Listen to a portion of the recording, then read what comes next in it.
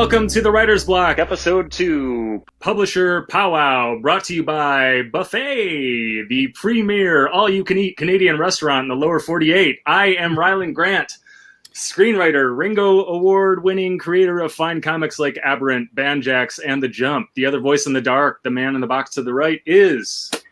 David AVALLONE, also screenwriter, film idiot, and comic book writer of things like Elvira, Mistress of the Dark, and Bettie Page, and co-creator with Kevin Eastman of Drawing Blood and the radically rearranged Ronin RAGDOLLS. Say it 3 times fast. Nicely done. Alliteration. Love it. And Film Idiot is great. I might have to steal that. Maybe I'll just change I always encourage people to look me up on the IMDb, because that will give them feelings of confusion and bewilderment and make them think that their life path is a straight, sensible line once they've seen mine. Yeah, nicely done. I guess before we get started, I'm going to toot my own horn a little bit. So listeners will be listening to this a little bit late because of how these things are being released at the beginning. But my comic book Banjax was nominated for 4 Ringo Awards this last week, found out. Best Series, which is a big one. Best Colorist, Best Cover Artist, and Best Letterer. So, we are excited. Thank you very much. Comic Pros can vote at ringoawards.com. We appreciate your support there. But yeah, go out and read it. It's pretty damn good book. I mean, I've been writing professionally for about 15 years. I think it's the best thing I've ever written. So check that out. If you missed episode 2 last week, our creator empowerment era discussion with Scout Comics co-publisher Charlie Stickney and Spencer and Lot creator David Pepos, I strongly suggest that you back it on up and check that out. But today we have an illustrious panel. Yes, indeed. People we love, people we're excited about. Why don't we bring them on, JB? Absolutely. Barbra Dillon and Kevin B. Eastman. Hello. Nice. I like to say the B. I don't know why. I just like it. So I made a little gaffe today. When you said Kevin Eastman, I assume you were talking about the Clippers vice president of basketball operations. And so I did all this research on the Clippers, and so I'm ready to talk Clips if anybody's good. It's all going to be about basketball, no turtles whatsoever. Yeah, exactly. And so apparently there's this other Kevin Eastman, and he created this thing that a lot of people like. And so I'm in the dark a little bit here, but I'm going to be okay. So joking aside, guys, our sort of go-to thing here, we let our guests intro themselves. In my panel experience at cons, that's always the best way to go. You guys know you better than we know you, so why don't we just go on around, intro yourselves. Barbara, we'll start out with you. Tell us, give us your bona fides, your bona fides, who you are, what you do, and all that good noise. Absolutely. Thanks, Rylend. So I'm Barbra Dillon. I am the co-founder and editor-in-chief of Fanbase Press, which is an award-winning comic book publishing company as well as a geek culture website. This is our 10th anniversary this year, and we say that we celebrate fandoms and create new ones. So we not only publish works, but we also support and give voice to creators of all mediums through daily reviews, interviews, and podcasts. And I would say that we're probably best known for our Eisner-nominated series Quince, about a little girl who gets superpowers on her quinceañera. Thank you. But she only has them for the year she's 15. So that's a little bit about me. That's a great book, by the way. Thank you. Huge fan. Yeah. Thank you so much. And Kevin B. Eastman, tell us a little bit about yourself and your brief career in comic books. Well, I stole the B from Michael B. Jordan. Nice. No, I grew up as a child obsessed with comic books, especially Jack Kirby. I still boast about the time I told my parents I want to be like Jack Kirby when I grew up, and they had that mortified look of, we're going to have one of those kids that never moves out of the basement. Back in those days, talking late 60s, early 70s. But I met another guy, Peter Laird, who had the same obsession with comics and particularly Jack Kirby, and together we created the Teenage Mutant Ninja Turtles, which was a play on every favorite comic we ever read, whether it be Jack Kirby, Dave Sim Cerebus, self-publishing movement was a big influence. We borrowed money from my uncle. We were some of the early crowdfunders. We self-published and thought there would never be a second issue. And 36 years later, I've been given the greatest opportunity and career in my life that I still get to draw and create, and mostly draw every day and write. And these days, my favorite project is working with my buddy David AVALLONE. A project that's very near and dear to us. We co-created a concept called Drawing Blood, which is set in the world of comic books, which is oddly autobiographical, but has a lot of other interesting bits in it. But I love the medium. I love talking about it. I think probably like most of you guys miss dearly and desperately not being out there with the fans this year, but I'm thrilled that everybody's home safe and working hard, and we look forward to seeing you in 2021. and so I'm just gonna go ahead and get the nerd out of the way. It just seems like a good, I tried to play it cool and act like I didn't know who Kevin was at the opening. But let me tell you a quick story. I'm not gonna make this long, and I'm not gonna be a total tool about it. But I'm 8 years old. My family is on vacation. I'm from Detroit originally, but we're in Nashville, Tennessee, and we are in a mall. And I turn to my right, and through the window of what I believe was a KB toy store, this guy was staring at me. And I had no idea who he was or why he was or anything like that, but I fell instantly in love. And my parents, they weren't the type to buy me something when I went into a toy store, but I threw a fit in the middle of this mall and refused to leave until I walked out with these two guys. And that began and this is great radio. Half of you are watching this on a video, but half of you are listening to this on iTunes and Spotify. And you can't see that I'm holding up an original Teenage Mutant Ninja Turtles Donatello and Raphael figure. But that began a decades-long love affair with the Turtles. And you were one of the probably 5 people that made me want to make comics. I mean, I found the comics a little bit later because again I was 8 years old when I discovered these. But the really cool thing now, and I will wrap this up, is my 3-year-old daughter has just fallen in love with the Turtles just like I did. Mm-hmm. She is now she is binging the 2014 cartoon series, the CGI one, and so it was probably 3 months ago or so, I got her a bunch of these, and so now she is rolling with these Turtles, decades later. So that's a pretty powerful generational thing, and that's got to feel pretty amazing. Well, it does, and let me first congratulate you again on the success of your own comic. And funny that just some of the things you said were some of the first things I said to Jack Kirby when I met him, was like, practically weeping. It's like the reason I was drawing comic books was his fault, and Dave Simple inspired us to self-publish, which I loved underground comic books as well. But it was but what's been so fascinating and what we do miss out this year, I mentioned conventions and our fans, was meeting people like you that were inspired the way I was inspired many, many years ago to pursue this crazy career that we all share and all have, is creating and drawing and living and thriving and creating in this medium, is the generational thing. Because again, you have to, not to go on and on, but it's like the idea that we never thought the first issue would sell. Suddenly there's this cartoon, and then here I am 6 years later still drawing Turtles, and it's the greatest gift ever. But it's your fault, thank you, and it's your daughter. Thank you, because it's something you never could have imagined. It's just the greatest blessing, and that's what is so great about us all being here. I think we all share that same obsession with this medium, which makes it even cooler. I have to tell my favorite turtle encounter story. I was at Costco, and I was wearing the hat Kevin is wearing right now. This hat with which has the first turtle sketch on it. And there's that guy at the door of Costco that looks at your receipt. And this guy was a big, tattooed, scary, imposing dude. And I walk up and I hand him my receipt, and this is exactly his line reading. He looks at the receipt, looks at my hat. Turtles? And I said, yeah. And he said, That's where it's at, man.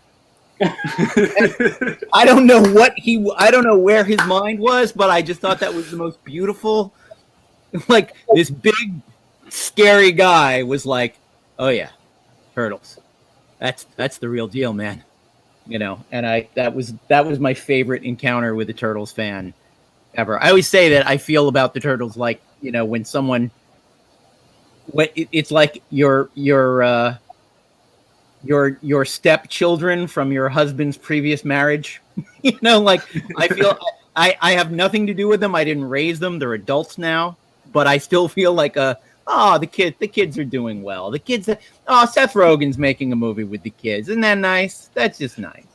But anyway, let me get into today's topic, if I may. And the reason that I wanted to have two people on board who were publishers.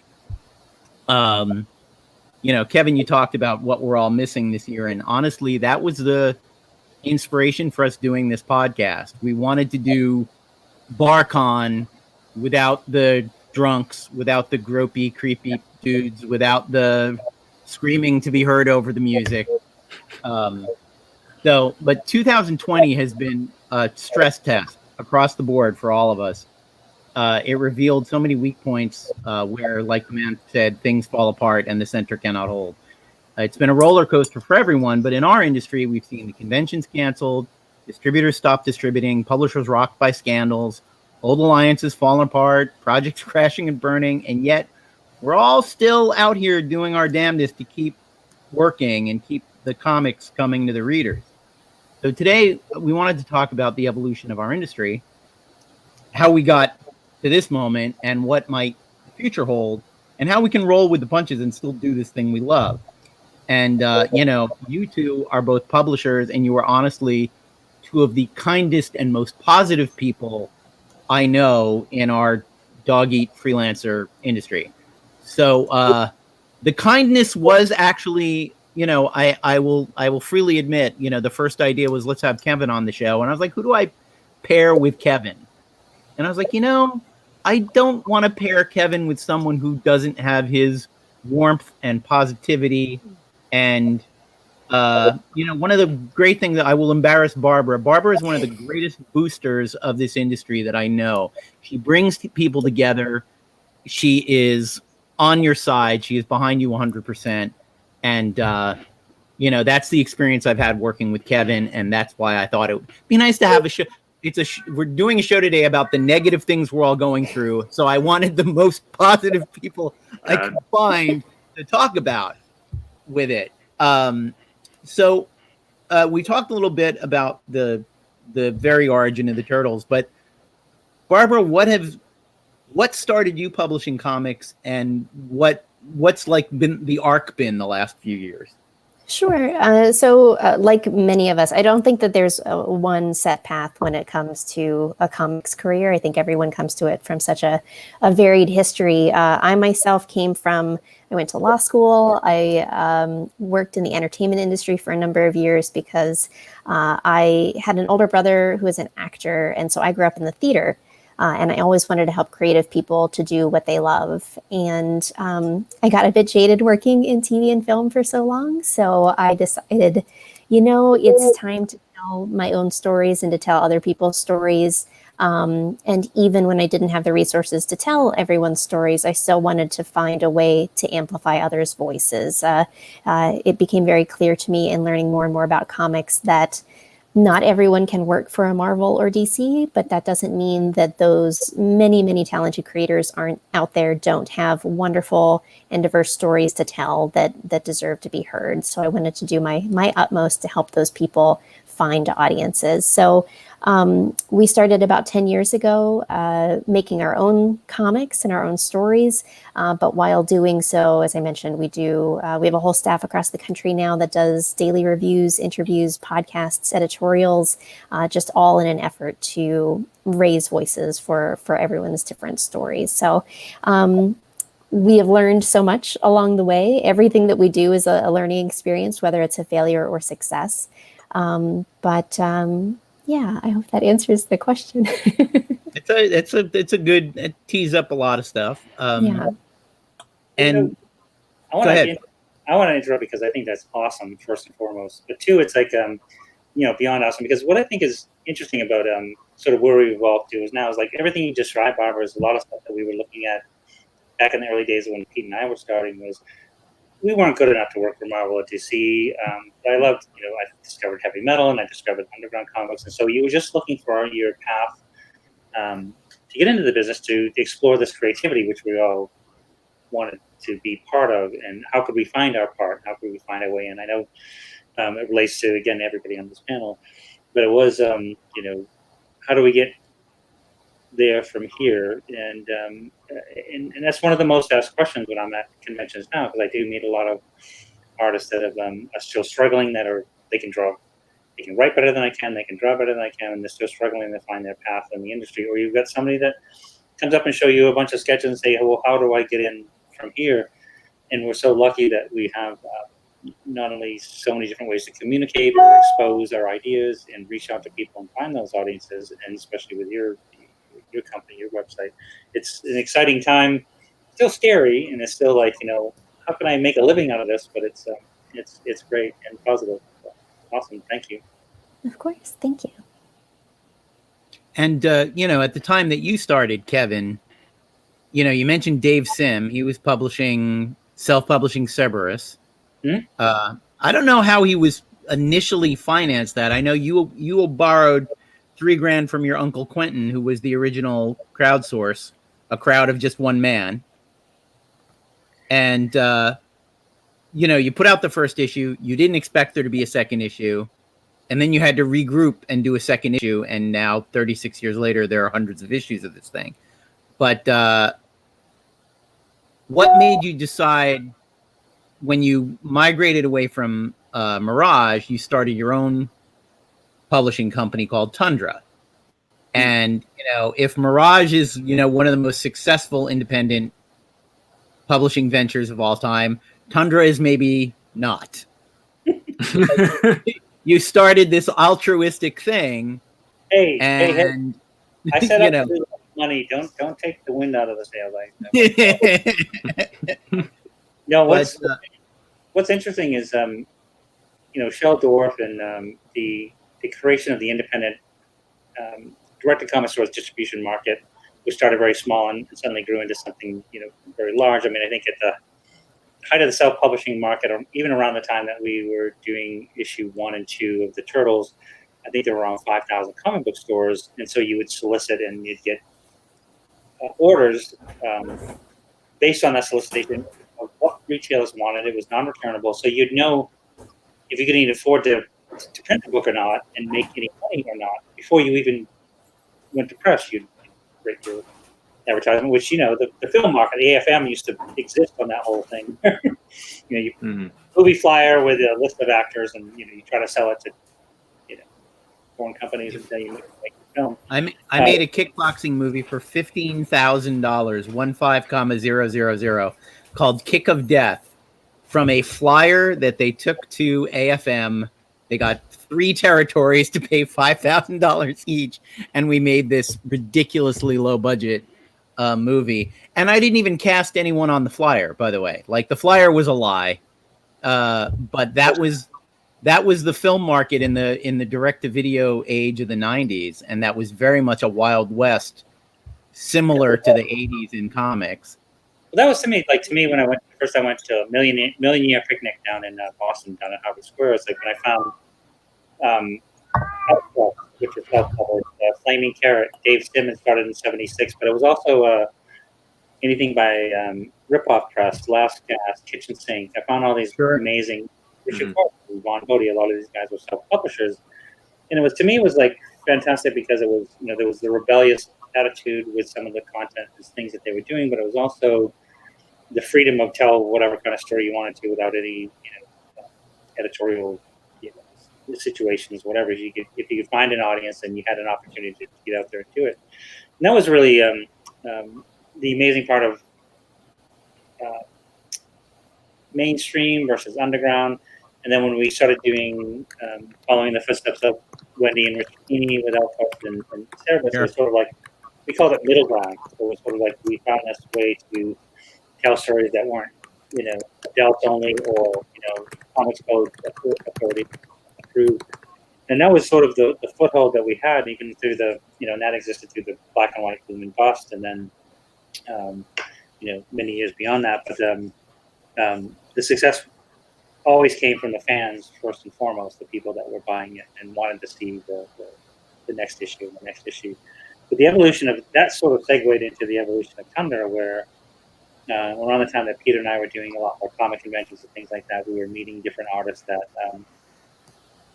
as the story would go, they'd go, I'm drawing Spider-Man, or I'm drawing a mainstream comic book and I love it, and I have a large fan following, but this is not what I want to do. I have my own original ideas. I'm doing work for hire and create my own stuff.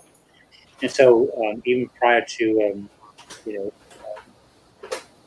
companies like Image and others became such huge hits, I wanted to do a company called Tundra, which was still independent creator inspired and support, kind of like the Apple Records of comics, if you will. And I promised everybody it would not have the same ending, which it did.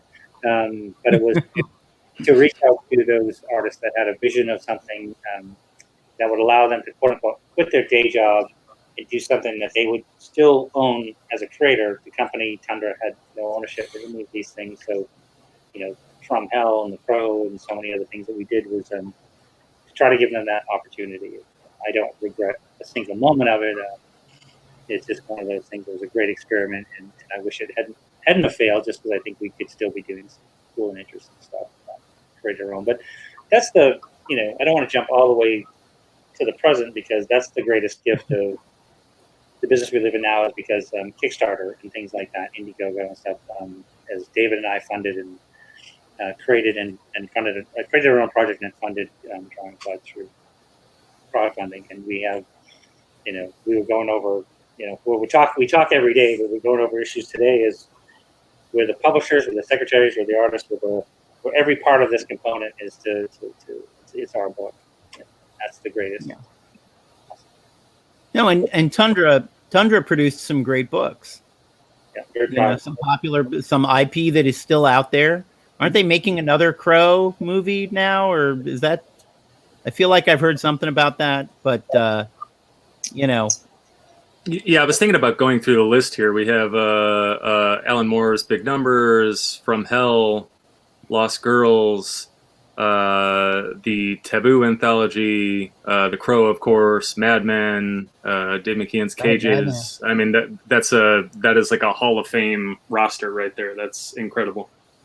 No, it was great. Again, it was a really great experience, and it was tough because I think the comic market at the time, not to go on a tangent, it's still, the comic market is always the most interesting thing we have to do with our distribution network into the comic book marketplace with material that is mainly pop culture on the one hand, but you have these opportunities, and now that bookstores support more independent publishing, that kind of stuff, that a lot of stuff that we were publishing were, I remember having a conversation with Dave McKeon on his project called Cages, and his complaint was, I sold a couple 100,000 copies of Arkham Asylum, this painted Arkham Asylum book, and I don't know why my book Cages isn't doing as well as that. And I said, well, Arkham Asylum was, the most popular characters in the entire Batman universe, and you're awesome, and I love this book. Cages was about a cat that was sort of wandered through different apartment houses, listening to different people having discussions on philosophy of life and the universe and things like that. So the content was slightly different. I love Cages, but we just couldn't find an audience for so much of the stuff as much as I had. No, it's what we've said about Drawing Blood. It's an inside baseball midlife crisis of the artist story, and we're marketing it for people who like funny animals fighting crime. That's a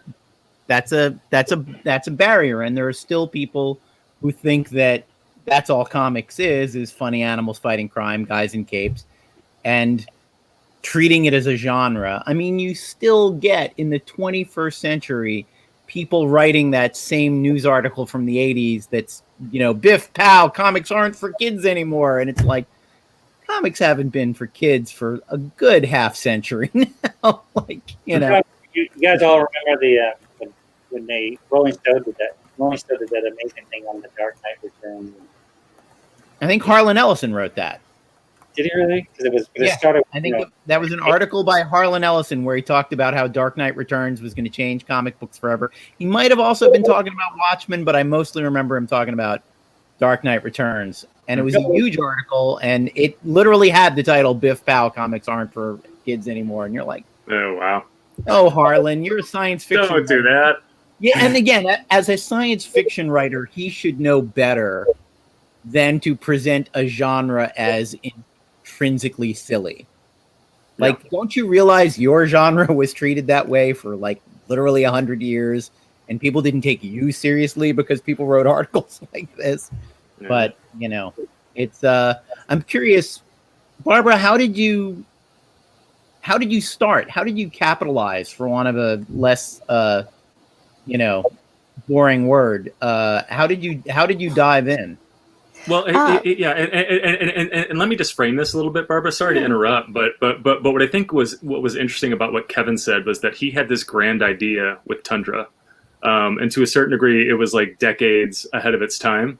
Totally. I mean, you know, the conversation. I mean, we'll talk about where we're headed in a little bit, but I think we've kind of arrived at where we're at now. Kevin's vision is now to a certain degree a reality, and maybe for the first time a distinct possibility, right? There's so many publishers like you, like your company, who are able to kind of give these creators that don't generally have a voice, an opportunity, or like Kevin was going with a creator that feels like he or she has to do a certain thing. They can come and do this smaller prestige book that is really a passion project, right? We are kind of in the Sundance era of comics, for lack of a better comparison. Yeah. So I just want to I want to frame it in terms of that, because I think that you are most certainly kind of one of the people on the front lines of this movement. You know, you're doing now what Kevin was you know, attempting to do with Tundra. So let's frame it that way and go ahead and let it rip. Yeah, that's a good point, Rylend. I agree, and I'd love to first speak to how we got started, and then really to just echo what Kevin was talking about and discuss kind of in looking at where we are now in terms of the comics industry, and seeing that as a microcosm of not only American society, but just capitalism as a whole. I find fascinating and have discussed with other creators. So, but I guess first, just to start with how we got started, working in TV and film for so long, I saw the underbelly of how much it was. And from someone who was like, bright lights, big city. I'm from Pittsburgh, Pennsylvania originally. So I was so excited to be in LA and to meet all of these wonderful actors and directors and producers and whatnot. But I very quickly learned that it was very much less about the art and the creativity of it and the passion for creating stories, and much more simply about the business. And I think that was really eye-opening, and what truly jaded me about the industry, and especially in seeing so many creative people having so much talent, but it not being utilized because they didn't have access to the same opportunities that others did. So for us, we had some of our own stories that we wanted to share, so we brought those to life through comics. I likewise was a big Ninja Turtles fan growing up, and I was a huge fan of the X-Men animated series from the 90s. I was so impressionable from that series. I feel like that got me back into comics. But I think that we saw sequential art as such a wonderful medium, in that the sky was the limit in terms of the storytelling that you could utilize, and also the collaborative aspects of it, in that it wasn't just a writer, it was a visual art that you could bring to life with multiple individuals telling that story both literarily and visually. So it was such an exciting thing to be able to bring those stories to life. And then as we started with our first 2 books that were kind of in-house created, and then having folks bring stories to us was such a gift in being able to provide that exciting opportunity that I think everyone here has experienced of, I finally get to see in print and hold in my hand what has been in my mind for so long. And it's such an exciting thing to be able to bring that to other readers and bring that to other people. So that's really how we got started. We actually haven't done an in-house book since it's all been submissions to this point, which we are extraordinarily grateful for. We'd love to do more in-house stories that we ourselves have created, but I certainly won't look at a gift horse in the mouth at this time. But in going back to Kevin's point, I think what is so amazing right now is that there are so many varied opportunities for creators to bring their stories to life right now, not only through self-publishing has taken on such a broad scope of terms of what that means, in terms of you could publish it in print, you could publish it digitally only. And when you're talking about digitally only, that can mean a wide array of things, whether it be through Comixology, whether it be through Webtoons, whatever your own website, whatever that might mean. And then bringing in things like crowdfunding and how many opportunities that has created to kind of jump over the direct market. I think what's so fascinating is that, and going back to my second point, it's fascinating to look at comics as sort of a microcosm for capitalism, at least here in the US and its application, because there are so many talented self-published creators, or simply creators even working with bigger publishers, which might mean anything from an Action Lab to an IDW, who are really just trying to pound the pavement and get the word out about their book.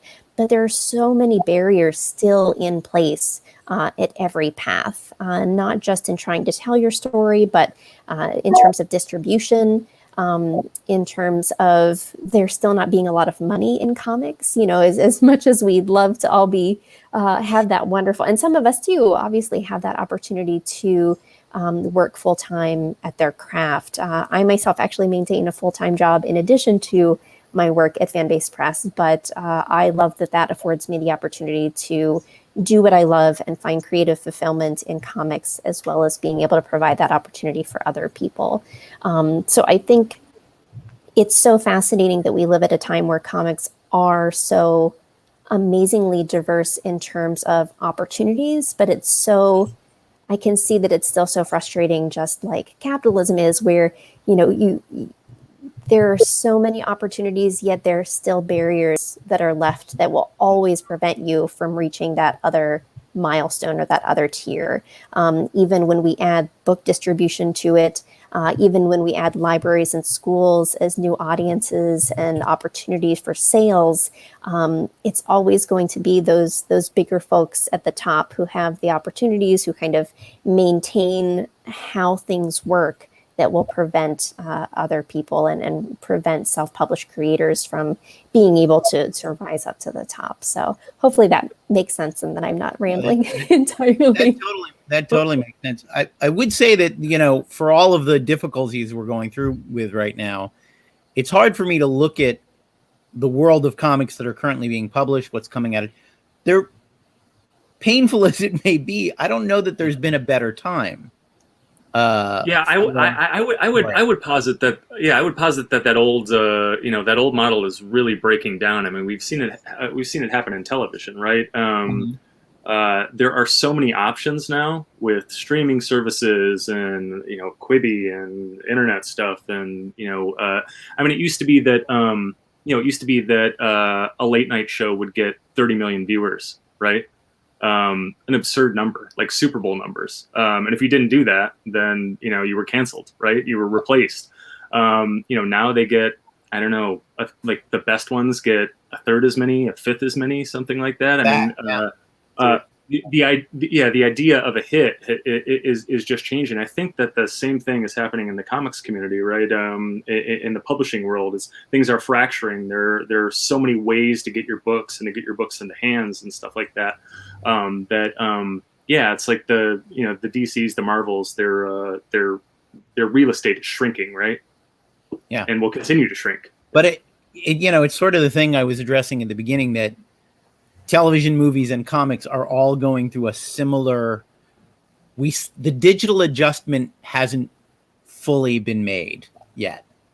The adjustment to the new online world is still, you know, I think about the fact that I guarantee you a commercial that you buy in prime time on ABC costs millions of dollars more, hundreds of thousands of dollars more than a commercial on Hulu. But the thing is, I can skip through a commercial on ABC. On Hulu, I actually watch a damn thing because I can't skip through it. And the revaluing hasn't happened yet. People haven't realized that the digital world is actually more valuable than the, you know, I always love to refer to incredibly expensive Netflix, Hulu, Amazon shows as web series, because they're web series. You know, House of Cards is a web series. It only plays on the internet. It's not a TV show. CBS launched its new its online thing with Star Trek Discovery. Star Trek Discovery is now going to be on CBS in the fall, probably because there have been 6 months of people not making TV shows, and they're now desperate for TV shows, so they're rating their own. But it is absolutely a Wild West moment. And I think one of the things that, when I first moved to LA, wanting to be a filmmaker, I probably should have thought about this before I got out here. But I remember one of the first weekends I was in LA, I opened the paper to look for a movie to go see. And there was nothing I wanted to go see. And thinking about the films I wanted to make, I went, that means no one's going to want to make the movies you want to make. If this is what studios are releasing, this is what studios are making. You don't want to write these movies. You don't want to direct these movies. Ergo, no one is going to be that excited to make the movies you want to make. And that's one of the things that pushed me into independent film. And like people working for the big, even that became a little too much of a grind for me at a certain point. But in comics, the ability, it's never been easier to do your own thing, to get it in front of people, you know, and there is, to a small degree, that little glimmer of what we all want out of the world, which is an actual meritocracy. That an artist I found an artist recently who's working on a project for me and Kevin, actually, a spinoff from Drawing Blood. I found her because of Twitter and the GT and the Visible Woman hashtag. It's a project with a female superhero, for want of a better, quick and easy description. I was like, I want to find a woman to draw this for us. And I saw the hashtag of Visible Woman, and I clicked on it, and I scrolled through. By sheer coincidence, the artist that I liked turns out to know Ben Bishop, who we also worked with. So I was able to get a personal recommendation as well. But I found her on Twitter, and I chose her because her art was the best. That was it. I saw a couple of things on a social media platform and went, that is fantastic art. We are going to hire this person and give them money, and they are going to draw a comic book for us. And there's no 1970s version of that, or 1980s version of that, or even 1990s version of that. One thing I'd like to bring up is you bring up an interesting point, and it actually relates directly to comics as a business. It's like, and I feel like, you know, we love Hollywood and all that Hollywood's done for all the right reasons and so many of the wrong reasons. But I feel like the thing that, like, every Hollywood blockbuster that we sat through and hated more than life itself, which perpetuates the market and the profitability of the market and these tentpole features, it creates an environment that we can then, that independent films can survive, that you can have, you know, whether it be the AFM or Sundance Film Festival, or film festivals in general, or people are willing to finance out of their own pocket. And how many hits can we all name collectively that have been funded? Filmmakers funding it with their own credit cards or doing their own things, and that perpetuates the quality of films as they go on to do other, as these artists go on to do other films, acting and directing and otherwise. And the thing that I worry about the most right now about comics is just, you know, not only just the pandemic or so many issues with the comics shops themselves, but it's the direct distribution market. Is so many of these shops depend on big corporate properties and concepts that work to help support a system that then we can get independent comic books into those systems. Like, David and I were friends of many comic store owners, in particular Ryan Leibowitz from the Golden Apple in LA. And, Ryan does such a fantastic job of having, everything that he needs to do to service that monthly comic fan base that supports the big corporate projects. But he has huge independent comic printers and publishers, and he can order a few of those because it's still a non-returnable market. So the chance that he's taking on buying 3 copies of anything is a chance that he might get stuck with 3 copies of anything, in hopes that somebody will come in and discover it and would perpetuate the success of that property. So I feel like one of the things I worry about the most is, again, if we're talking about all the ways that we get to market a project these days, we are so lucky that we have all of our social media, whether it be websites or Twitter, Instagram, or Facebook, and all those things that we can reach out to a wider global audience, that we can build that audience that then services a market that, again, a lot of that collector market is, they want the physical copies as well. There's, we have digital versions of Drawing Blood available, and I think I bought a bottle of wine with the profits we made on our digital sales. But the book sales themselves, the audience we've reached, have been able to perpetuate to support the next issues.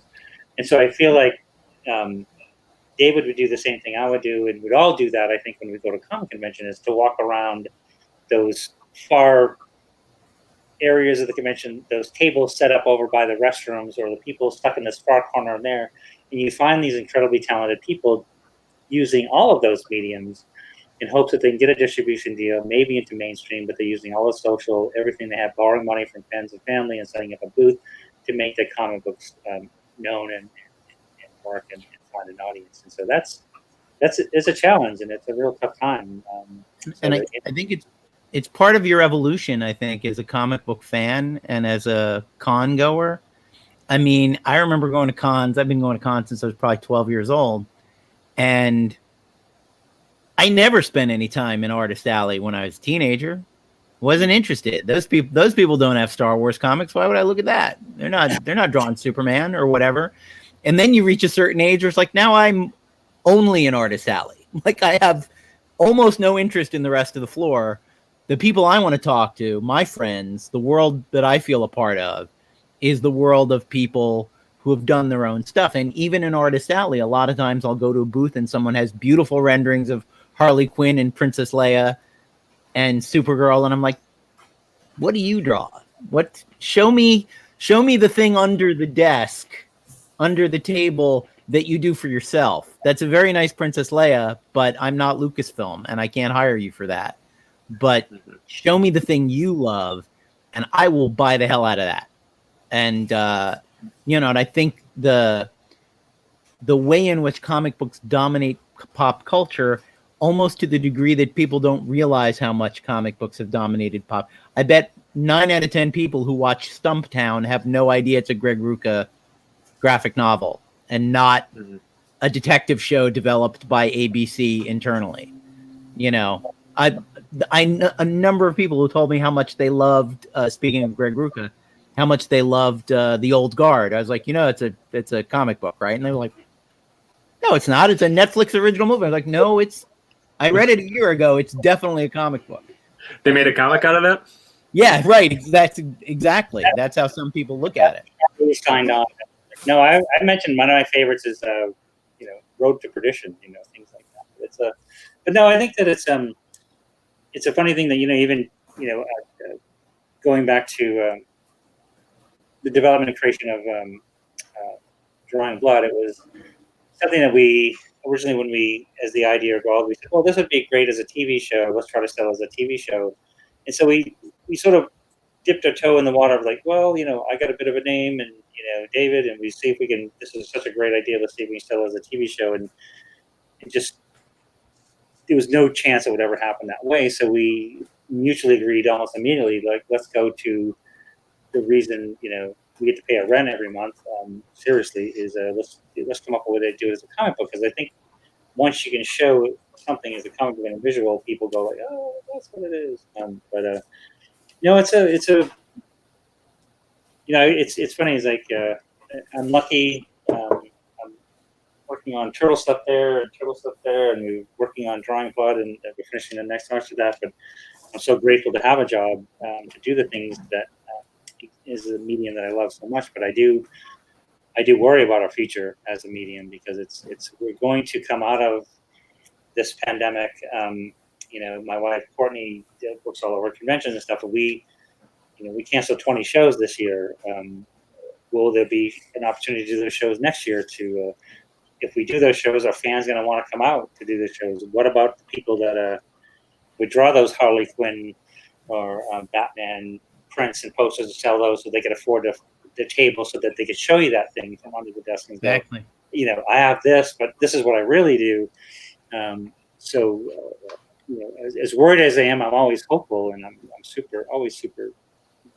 Well, I think the independent people are actually doing more to bring new fans in, ironically, than the big two. The big two are sort of obsessively marketing to an aging fan base that likes a very limited, narrow version of a thing. And I think it's criminal malpractice, honestly, the way the big two have not. I feel like the MCU movies, they had an enormous opportunity there to make people go out and buy buy Jim Starlin's Infinity War trade paperbacks, buy old Stan and Jack Iron Man and comics and all that, and they blew it. They absolutely 100% blew it. They could start tomorrow if they wanted to, but I think that Hollywood sees comic books as their R&D department. And I was like to say, the thing about Kevin and I turning Drawing Blood from a TV thing into a comic book thing, because I get asked by a lot of screenwriters, should I do that? Should I sell my screen? And I'm always like, if you want to throw away 6 months of your life on a pamphlet, on a brochure for a non-existent TV series, you just go right ahead and do that. But we're comic book guys, and we love comic books, and we love our comic book. And I think it gives us enormous power in meetings, honestly, to be able to, when people have bad ideas about how they want to develop Drawing Blood, we're like, we still have our comic book that we love, and we will go back to it if you don't want to do it. If you don't want to do it our way. Well, I think what's really interesting, and Rylend and Kevin, I think this was both to your points, but I think I do agree with Rylend that I think that these mechanisms, these systems are breaking down, sadly, in light of what's happening with the impact of COVID, but hopefully for the better in the long run. But I think, and Kevin, I can't remember if David, if it was your point, but I think we do actually want to look towards independent creators at this time, because they are the individuals, and Kevin, to your point earlier about as an independent creator, you are a one-stop shop in terms of creating the property itself, marketing, selling. You are absolutely every aspect of this property, which a lot of folks don't see, and even creators may not know about when they're getting started, about how much is involved nowadays, that you have to be a brander, you have to be a social media guru, you have to be a business and sales expert, you have to be everything while just creating the project itself. But I think what's so fascinating is that in addition to having all of the wonderful opportunities in terms of digital and print distribution right now for independent creators, those individuals, in having to really pound the pavement and get out there and do all of these things and bump up against all of the barriers, are learning how to change, are learning how to adapt at a much faster rate than those bigger companies that are, once Diamond broke down earlier this year, we're kind of at a loss of, well, what do we do from here? Where do we go? Whereas I saw a number of independent creators just, they didn't miss a beat. They started something new. They tried it. If it didn't work, they adapted. They tried something else. And I still see that happening. So I really do think that the power of this industry and where it's going to go, and it may take some time, of course, but I think that those barriers will start coming down, but it's really independent creators that are going to do the heavy lifting, or at least guide us towards the path forward. No, Absolutely. I couldn't agree more. I think that's 100% spot on. And even, it's funny, with like what David mentioned, and we have a 14-year-old son, and he's watched every single Marvel Universe movie. He knows every bit and pieces. And even we were at one of his soccer games a couple years ago, and he pointed out that one of the soccer coaches looked like Stan Lee. He goes, "Oh, Stan Lee's coaching our soccer game." But he mentioned Thanos, and he mentioned this and this, and even Black Panther. I've got the first appearance of Black Panther. All that we talk about these different things, and I go, "Well, I've got the comic of it, and I've got the comic of it, and I've got the comic of it," and he'd be like, "Well, I like the movies just fine. I don't want to go there." They made a comic out of that. Yeah, exactly. It's tricky.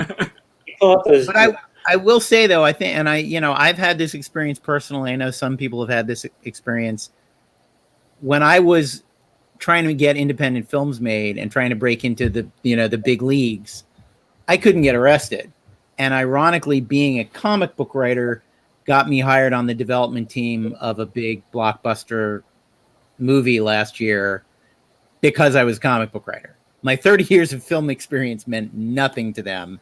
But they're like, "Oh, you write comic books? That's you must have your finger on the pulse of this kind of thing. We need you in the room." And there's an irony to that, but there's also something I think I heard Howard Chaykin say once, that a producer hired him out of comic books to be a TV writer, and he said, "Why me?" And the producer said something like, "Because you guys got to come up with a new story every week and a half. Like the average TV writer writes one script a season and then sits in the writer's room the rest of the time pitching ideas. It's like, you're writing a TV script every week and a half, 2 weeks. You guys have to pound that stuff out and become story machines." And I have to say, I feel like having a monthly comic the last couple of years made me a much better, faster writer than I had been previously. Yeah, I guess the thing that we haven't talked about in terms of this stuff is like the prejudice, the acidity goes both ways, right? Oh yeah. Because there is a I mean, my day job is I write movies and TV shows. Mostly big action movies. Written for J.J. Abrams and Ridley Scott and Justin Lin and John Woo. And you would think that when I walk up to an editor or a publisher and I'm saying, "Well, this is my day job," they'd be like, "Oh, wow, you know how to tell a story. You have been paid money to write big action movies for 15 years. That will apply nicely to what we're doing." But there is immediately a wall up. I mean, I can. They're talking to me just fine, and I can see them take 3 steps back. You know what I'm saying? There is it's almost like I'm toxic, and I don't know if it's. I mean, let's be honest. We are in an age of asshole screenwriters taking their failed scripts and haphazardly trying to turn them into graphic novels, so they can get them optioned, and so that is part of it. But part of it is that there's just this territorial thing happening, and AVALLONE, you started to sort of talk about it before. The head of Marvel Film, likes to knock heads with the head of Marvel Comics. They don't like to cross streams. They don't like to, they want their own credit. There's no synergy there. And there should be more of a synergy in this, in this business, and there is not. Yeah, literally the fact that the profits of Marvel Comics and the exposure of comic books in general to the movie-going public suffered enormously because Kevin Feige and Ike Perlmutter hate each other. That's it. No. More people could have been exposed to comic books. More comic book fans could have loved the movie, but nope. Those two guys personally hate each other, so that handicaps the whole industry, and it's ridiculous. But feuds like that have been part of our very film and television, a very small world. Comic books easily fits in a room. Like you can fit all the major players in a relatively small room.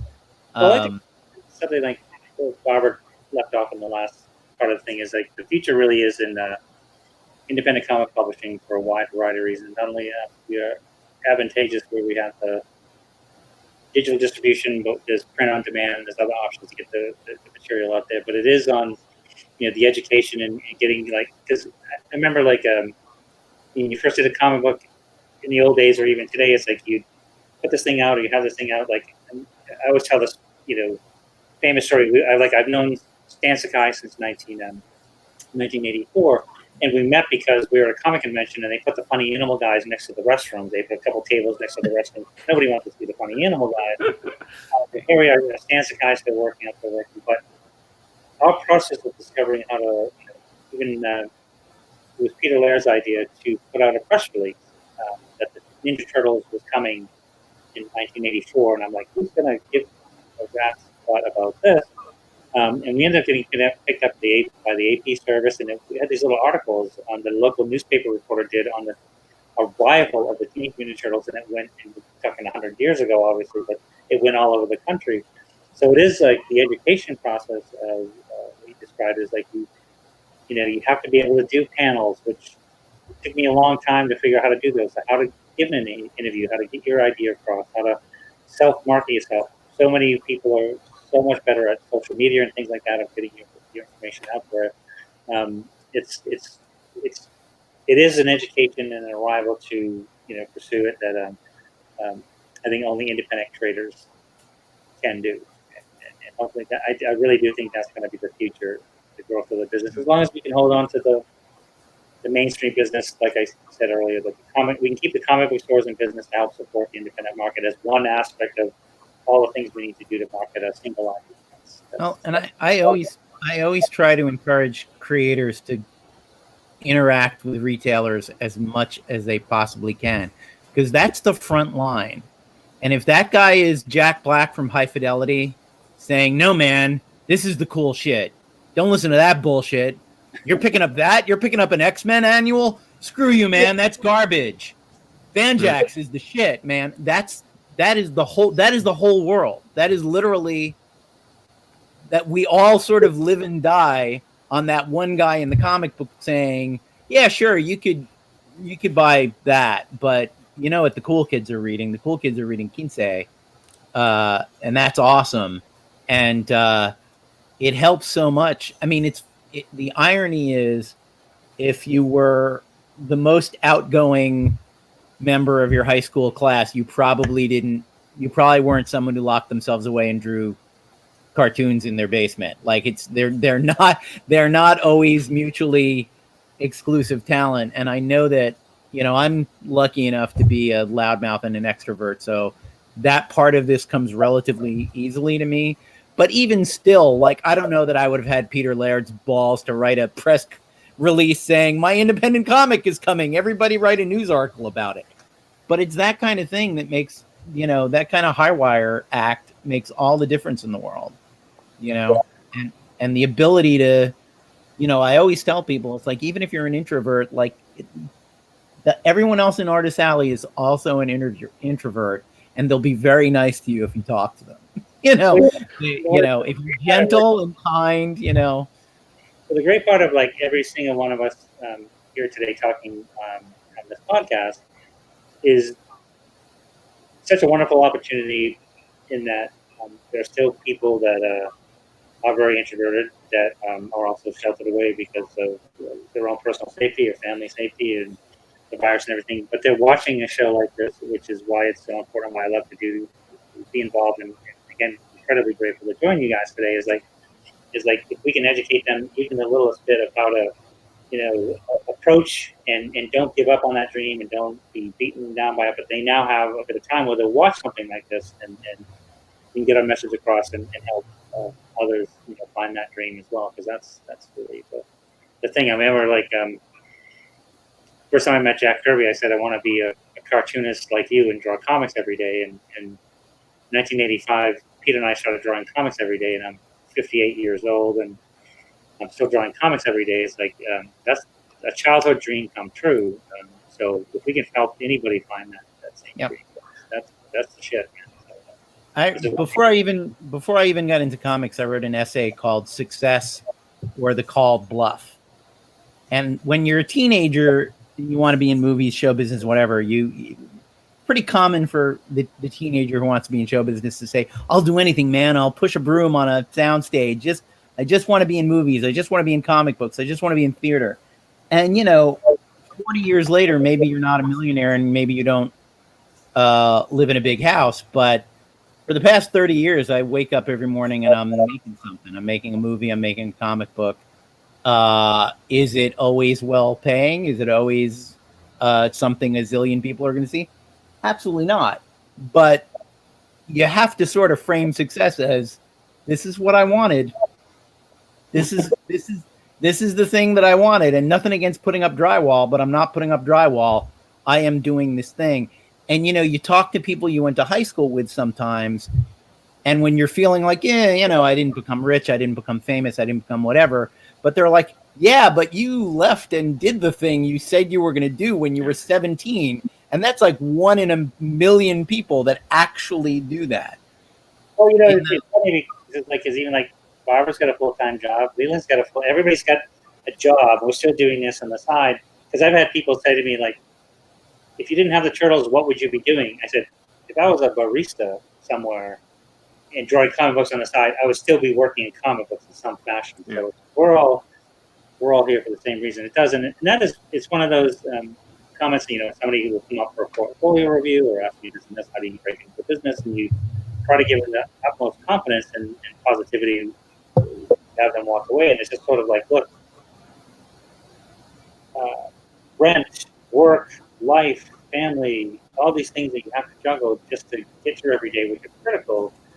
Even if you can only set aside 30 minutes a day to pursue your career, whether it's writing something or if you're a musician or a dancer, whatever, sports, try to make that time, because it's just that much time that's going to get you further. Because you have people who go like, "Oh, I haven't drawn in months," and it's like, "Well, the thing is, you need to draw every day, and you have to find that time to draw every day. And really, that's the only way you're going to get better. It's impossible at times, and you think, how am I ever going to do this? But just try." And I agree with Kevin. And go ahead, Rylend, please. No, go ahead. No.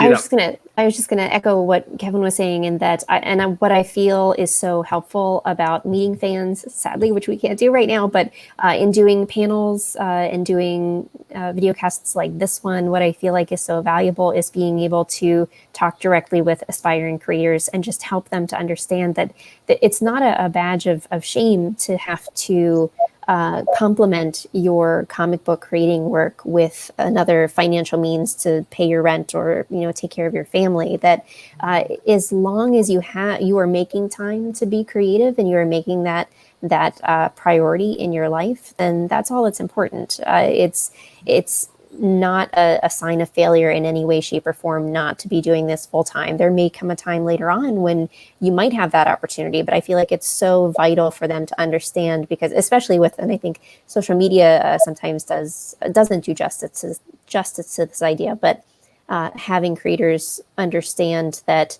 there is so much that everyone has gone through to get where they are today, and that it doesn't just come to the idea that one day I signed up and I was a comic book creator making millions of dollars every day, and this is how I make my salary and everything's great. There's a long varied past for absolutely everyone getting to that point, and whatever your journey is, it's really very much about, are you being creatively fulfilled? Are you having the opportunity to tell the stories that you want to tell?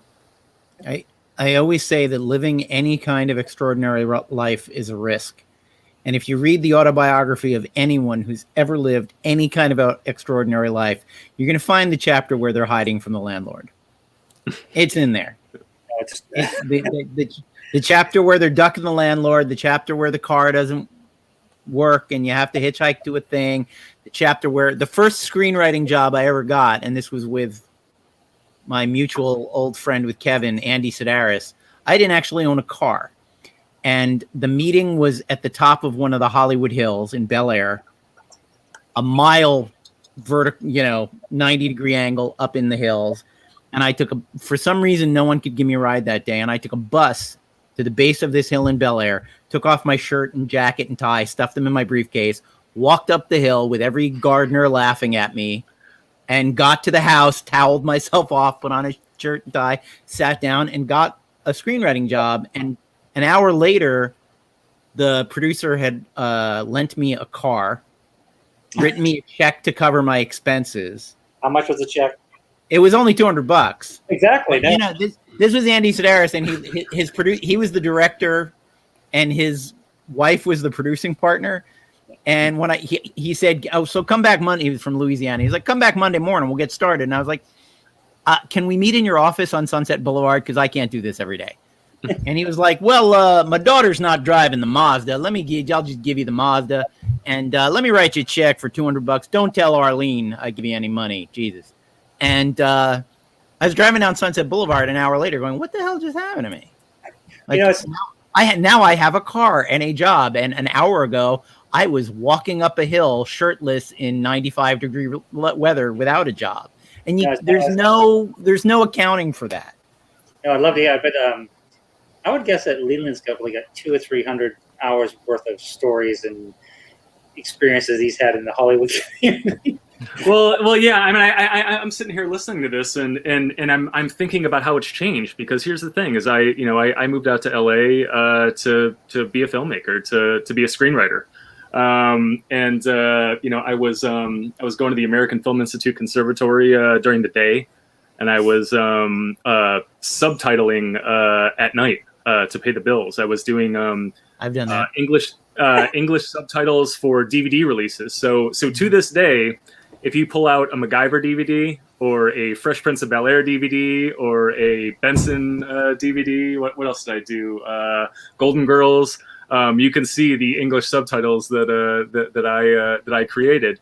And so there was that dynamic. But then about halfway through AFI, Luc Besson, threw a bunch of money at me to write a big action movie, and I have been a working screenwriter ever since. But here's the thing: is my dream came true, right?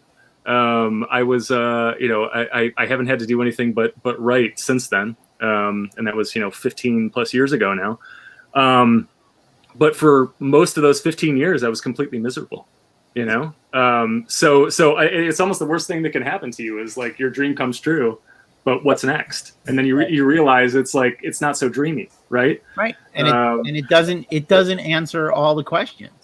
Yeah. And then back to Barbara's point. So, I mean, really what we're talking about here is kind of soul food. Right. And so it was like when I was subtitling and going to school, I had to write movies like at 2 a.m. or during that hour between school and work in order to stay sane. You know what I'm saying? Kevin, you made this point where it's like, it's got to be something that, you just got to do it, whether it's an hour here or a half hour there or whatever. It's like, I remember meeting Lawrence Kasdan when I was at the University of Michigan. He was one of our big alums. And I walked up to him and I'm like, hey, what's the one piece of advice you have for an aspiring writer? He said one word to me: write. That was it. And he walked away, and I got it. You just got to write. You're never going to become a writer if you don't write. You're never going to become an artist if you don't draw every day. And so we're talking about soul food. And so here I am, and I have for 12 years because it was something like, I don't know, at that point, 11 years, 10 years, been a working screenwriter, but I was miserable and I needed soul food. I needed another way to express myself. The problem with the film business was at that point, and it's still kind of like this, where, Hollywood makes kind of like 5 different kinds of movies, and that's it. What Hollywood does, you can fit on a postage stamp these days, right? And they want one of those 5 movies. They want it executed the same way every time. And I got really good at executing those movies. I can do it in my sleep. I mean, they bought my house, right? But I was fucking miserable. I was just I came up during the Sundance movement. Pulp Fiction made me want to make movies, and I moved out here to go to the snooty American Film Institute Conservatory, and I was going to make Pulp Fiction. The problem is that by the time I got out here, the entire independent film business had evaporated. It kind of moved onto television and mutated and did some weird things, but nobody was making those movies anymore. And so here I am, and I got a song in my heart, and people are telling me I have to do this, and so I get paid to write big action movies, and I don't want to be snooty. I mean, I love big action movies. Don't get me wrong. But a lot of the work I've been paid for has been rewrite work. Your name doesn't end up on it. And my rule is if my name's not on it, I don't talk about it. But the truth be told is I've polished a lot of turds in my day. I've made a lot of shitty movies, slightly less shitty. I've made some good movies, like a little bit better. But you know, that was not the dream. You know, the dream was come out, you know, get your dream project made. What was my Pulp Fiction? Let me get it made. Let me win awards at Sundance. Let me do this. Let me do that. And like, you know, I think that's a big thing, is kind of keeping that in perspective, and you know, a dream is good, but it's not always going to match the reality. And so, long-winded way of saying that I moved into comics partially because comics were my first love. I always wanted to do comics, but it was like, there were stories that I wanted to tell that I could not tell in Hollywood. You know, I only get paid to write big movies, and Hollywood makes about 5 of those big movies every year. And so a lot of the shit I write doesn't end up getting made. And so had all these ideas that I knew that a reader would like, a viewer would like, whatever, and they were never going to see the light of day. And I knew that if I died and I had all these stories still in me, that was going to be a problem, right? And so I had to find a new way. And so I started publishing fiction and eventually into comics, and those stories, you know, are coming out of me, and readers are liking them, and they're getting published. And the irony of it all is I published my first comic book, Aberrant, and then 2 weeks before the second issue hits newsstands, it's optioned for television by Tony Krantz, who did 24, and it's now being, you know, turned into a TV series. That's the weird irony in it. Something that I could never sell as a movie or TV show before, but it gets turned into a comic, and then it moves. And so, you know, and that was the thing, is when I got into comics, I mean, I made a promise to myself that I was never going to tell a straightforward Hollywood story, that I was just gonna have fun, you know, and that was what I did. And if you read the first 10 issues of Aberrant, you know, there are ups and downs and stuff like that. But man, I mean, I just went for broke. I swung for the fences, and sometimes I cleared the fence, sometimes I didn't. But I mean, it was, you know, I'm telling the story out of order, playing with time, playing with structure, unreliable narrators, experimental elements all around. I mean, there's an entire issue that's just a you know, seen through the eyes of somebody having a drug trip. The second issue of Banjax is through the point of view of somebody who hasn't slept in like 4 days and is starting to go mad. There's an episode of Aberrant where a character is dying on an operating table. He's a big fan of the game show Jeopardy, and so while he's dying, he imagines himself in an episode of Jeopardy, and all of the categories pertain to like big milestones in his life, and it turns into kind of a "This Is Your Life" episode, like frames through Jeopardy. And so it's batshit crazy, right? But a lot of the times it works, and I would never in a million years be able to do this in film, but I'm doing it now in comics, and I am happier than I've ever been. You know, I don't think I could have done 12 more years in movies, kind of with handcuffs on. And so, yeah. Well, you know, I think what's fantastic is, what you described is what we've been talking about almost this entire podcast. Is it's independent spirit. I mean, you know, the route I was going to make, like How I Met David, it's like David basically gave up on his other career so he could hang around in bars at comic conventions, and that's how we met. Actually, it's funny. We actually met twice in hotel bars, and that's what we found and bonded and talked about things we love, things we had, and especially I wanted to tell the Andy Sidaris story because we bonded completely over Andy Sidaris, because I told him the one about the first time I met James Gunn was he'd written Toxic Avenger, no, Romeo and Juliet for nice. He wrote this great article about I learned about filmmaking. I learned from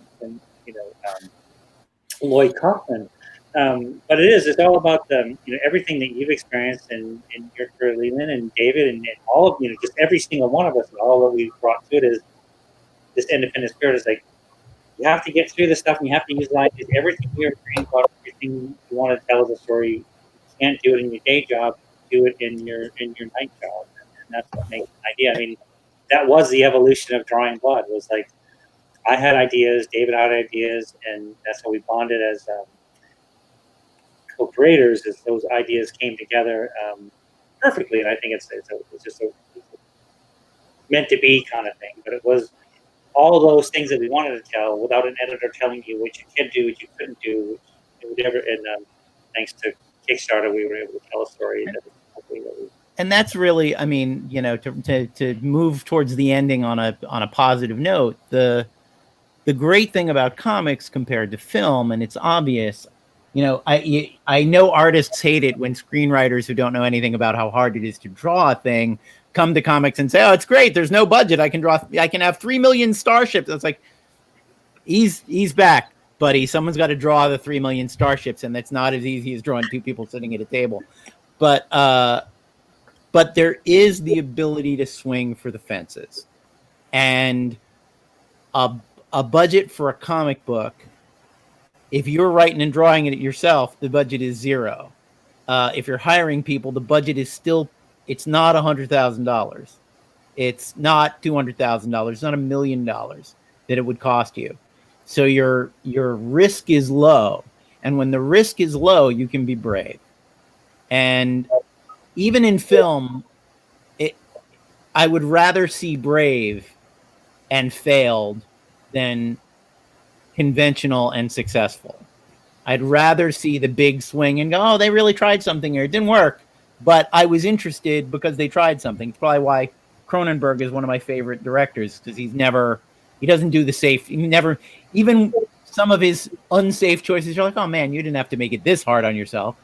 But that's always more thrilling to watch.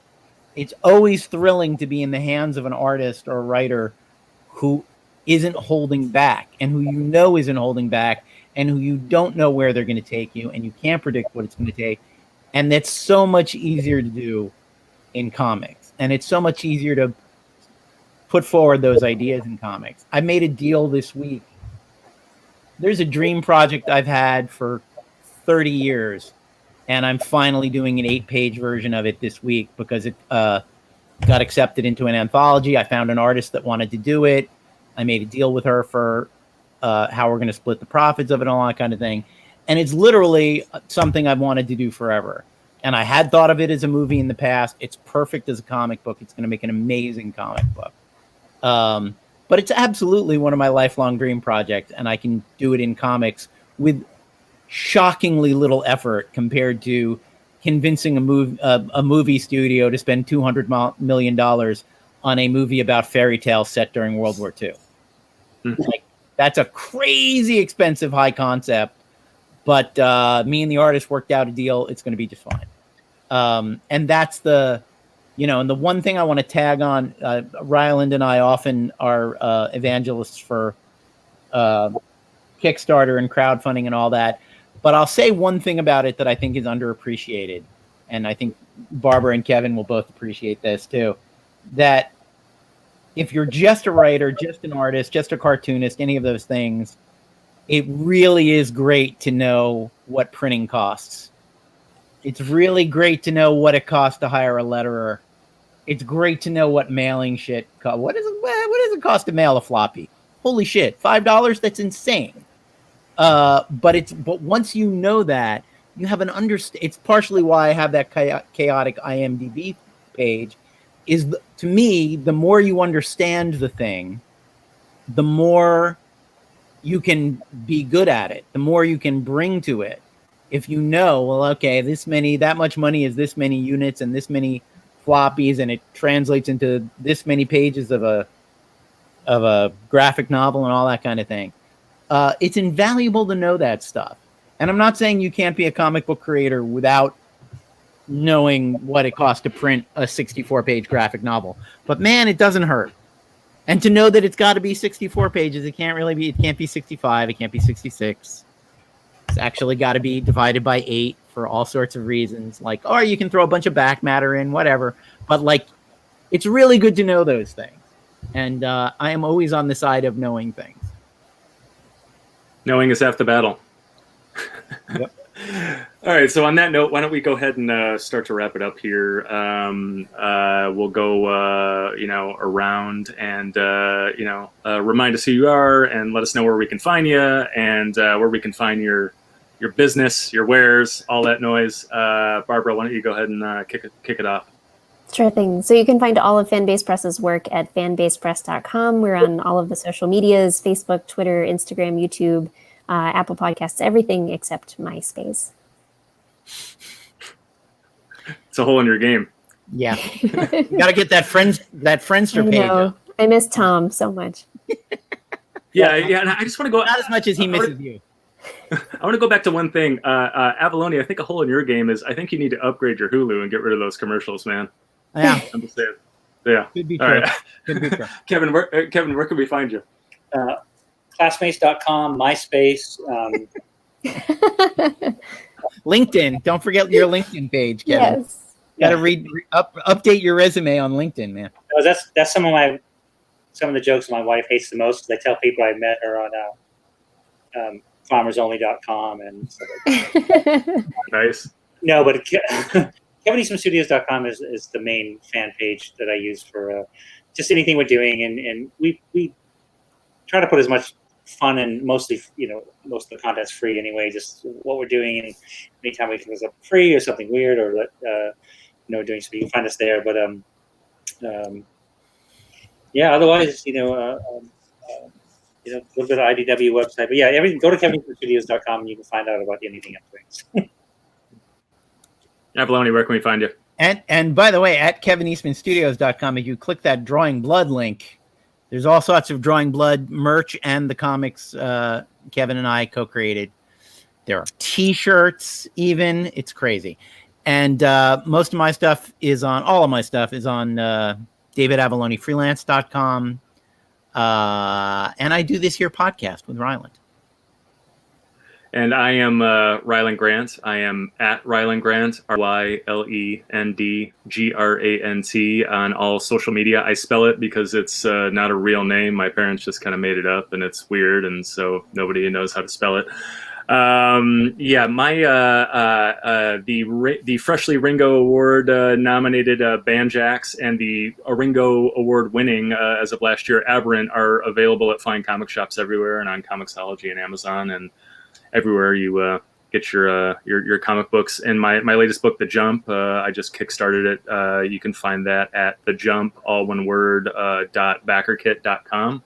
Plenty of copies left, and a lot of really rare kind of Banjax and Aberrant variants, con variants that you wouldn't be able to get anywhere else. If you are watching us on one of the 3 YouTube channels we're on, smash that like button, hit subscribe all the way around. If you're listening to us on iTunes or Spotify or another kind of dealer of ear crack, subscribe, give us a 5-star rating, tell your friends, grab your friend's phone, subscribe them to us, all that good noise. We will be back next week with another fine and enlightening episode. Kevin and Barbara, thank you so much for joining us. Really great, guys. Thanks so much. We appreciate it. Take it easy, guys. See you next week.